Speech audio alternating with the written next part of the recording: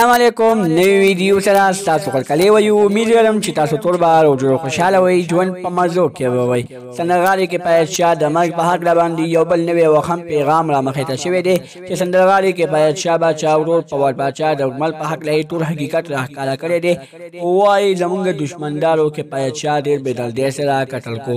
چې تاسو د فواد باچا د خبرو نه ځان قبلول غواړئ تر اوسه پورې زموږ د چینل مخه چا نه وي سبسکرایب کړی خو موږ زموږ د چینل مخه سبسکرایب کړی ته د نشان څخه مخه ووهئ چې زموږ خلیوانې معلوماتي ویډیو تاسو ته په اسانۍ سره میلاویږي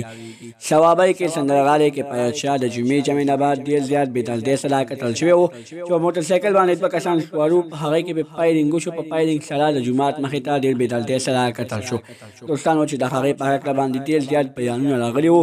اوس د سندرغاړي کې پایت شاه باچا ورور کې د فواد باچا نوی بیان راغلی دی وایي زما ورور دښمنۍ وخوړو